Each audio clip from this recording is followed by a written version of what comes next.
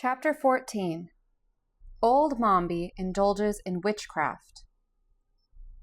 They soon discovered that the sawhorse limped, for his new leg was a trifle too long, so they were obliged to halt while the Tin Woodman chopped it down with his axe, after which the wooden steed paced along more comfortably. But the sawhorse was not entirely satisfied even yet. "It is a shame that I broke my other leg," it growled. "On the contrary," airily remarked the Wogglebug, who was walking alongside, "you should consider the accident most fortunate, for a horse is never of much use until he has been broken." "I beg your pardon?" said Tip, rather provoked, for he felt a warm interest in both the sawhorse and his man Jack. "But permit me to say that your joke is a poor one, and as old as it is poor." "Still, it is a joke," declared the Wogglebug firmly. "And a joke derived from a play upon words is considered among educated people to be eminently proper." "What does that mean?" inquired the Pumpkinhead stupidly. "It means, my dear friend," explained the Wogglebug, "that our language contains many words having a double meaning, and that to pronounce a joke that allows both meanings of a certain word provokes the joker a person of culture and refinement, who has, moreover, a thorough command of the language." "I don't believe that," said Tip plainly. "Anybody can make a pun." "Not so," rejoined the Wogglebug stiffly. "It requires education of a high order. Are you educated, young sir?" "Not especially," admitted Tip. "Then you cannot judge the matter. I myself am thoroughly educated, and I say that puns display genius. For instance, were I to ride upon this sawhorse, he would not only be an animal, he would become an equipage, for he would then be a horse and buggy." At this, the Scarecrow gave a gasp, and the Tin Woodman stopped short and looked reproachfully at the Wogglebug. At the same time, the sawhorse loudly snorted his derision, and even the Pumpkinhead put up his hand to hide the smile which, because it was carved upon his face, he could not change to a frown. But the Wogglebug strutted along as if he had made some brilliant remark, and the Scarecrow was obliged to say, "I have heard, my dear friend, that a person can become overeducated, and although I have a high respect for brains, no matter how they may be arranged or classified, I begin to suspect that yours are slightly tangled. In any event, I must beg you to restrain your superior education while in our society." "We are not very particular," added the Tin Woodman, "and we are exceedingly kind-hearted, but if your superior culture gets leaky again—" He did not complete the sentence, but he twirled his gleaming axe so carelessly that the Wogglebug looked frightened and shrank away to a safe distance. The others marched on in silence, and the highly magnified one, after a period of deep thought, said in a humble voice, "I will endeavor to restrain myself." "That is all we can expect," returned the Scarecrow pleasantly, and good-natured being thus happily restored to the party, they proceeded upon their way. When they again stopped to allow Tip to rest, the boy being the only one that seemed to tire, the Tin Woodman noticed many small round holes in the grassy meadow. "This must be a village of the field mice," he said to the Scarecrow. "I wonder if my old friend, the Queen of the Mice, is in this neighborhood." "If she is, she may be of great service to us," answered the Scarecrow, who was impressed by a sudden thought. "See if you can call her, my dear Nick." So the Tin Woodman blew a shrill note upon a silver whistle that hung around his neck, and presently a tiny gray mouse popped from a nearby hole and advanced fearlessly toward them.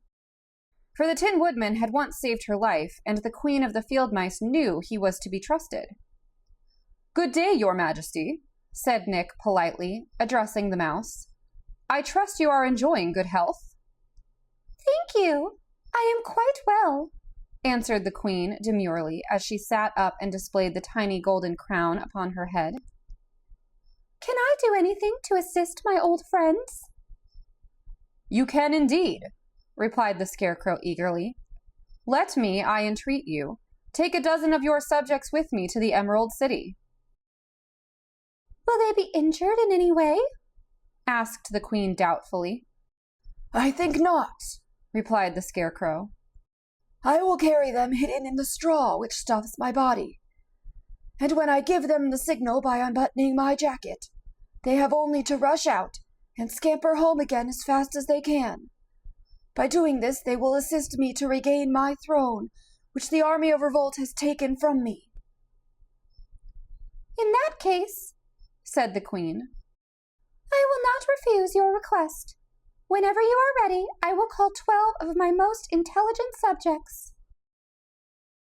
"I am ready now," returned the Scarecrow. Then he lay flat upon the ground and unbuttoned his jacket, displaying the mass of straw with which he was stuffed. The queen uttered a little piping call, and in an instant a dozen pretty field mice had emerged from their holes and stood before their ruler awaiting their orders. What the queen said to them none of our travelers could understand, for it was in the mouse language, but the field mice obeyed without hesitation, running one after the other to the Scarecrow and hiding themselves in the straw of his breast. When all of the 12 mice had thus concealed themselves, the Scarecrow buttoned his jacket securely, and then arose and thanked the queen for her kindness. "One thing more you might do to serve us," suggested the Tin Woodman, "and that is to run ahead and show us the way to the Emerald City, for some enemy is evidently trying to prevent us from reaching it." "I will do that gladly," returned the queen. "Are you ready?" The Tin Woodman looked at Tip. "I'm rested," said the boy. "Let us start." Then they resumed their journey, the little gray queen of the field mice running swiftly ahead and then pausing until the travelers drew near, when away she would dart again. Without this unerring guide, the Scarecrow and his comrades might never have gained the Emerald City, for many were the obstacles thrown in their way by the arts of old Mombi. Yet not one of the obstacles really existed. All were cleverly contrived deceptions, for when they came to the banks of a rushing river that threatened to bar their way, the little queen kept steadily on, passing through the seeming flood in safety, and our travelers followed her without encountering a single drop of water. Again, a high wall of granite towered high above their heads and opposed their advance. But the gray field mice walked straight through it, and the others did the same, the wall melting into mist as they passed. Afterward, when they had stopped for a moment to allow Tip to rest, they saw 40 roads branching off from their feet in 40 different directions, and soon these 40 roads began whirling around like a mighty wheel, first in one direction and then the other, completely bewildering their vision. But the queen called for them to follow her and darted off in a straight line, and when they had gone a few paces, the whirling pathways vanished and were seen no more. Mombi's last trick was the most fearful of all. She sent a sheet of crackling flame rushing over the meadow to consume them, and for the first time the Scarecrow became afraid and turned to fly. "If that fire reaches me, I will be gone in no time," said he, trembling until his straw rattled. "It's the most dangerous thing I ever encountered." "I'm off too," cried the Sawhorse, turning and prancing with agitation, "for my wood is so dry it would burn like kindlings." "Is fire dangerous to pumpkins?" asked Jack fearfully. "You'll be baked like a tart, and so will I," answered the Wogglebug, getting down on all fours so he could run the faster. But the Tin Woodman, having no fear of fire, averted the stampede by a few sensible words. "Look at the field mouse," he shouted. "The fire does not burn her in the least. In fact, it is no fire at all, but only a deception." Indeed, to watch the little queen march calmly through the advancing flames restored courage to every member of the party, and they followed her without being even scorched. "This is surely a most extraordinary adventure," said the Wogglebug, who was greatly amazed. "For it upsets all the natural laws that I heard Professor Know-It-All teach in the schoolhouse." "Of course it does," said the Scarecrow wisely. "All magic is unnatural, and for that reason is to be feared and avoided.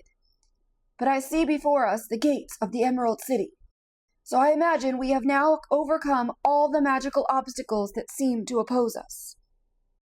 Indeed, the walls of the city were plainly visible, and the queen of the field mice, who had guided them so faithfully, came near to bid them goodbye.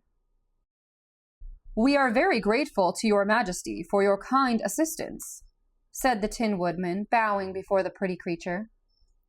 "I am always pleased to be of service to my friends," answered the queen, and in a flash she had darted away upon her journey home.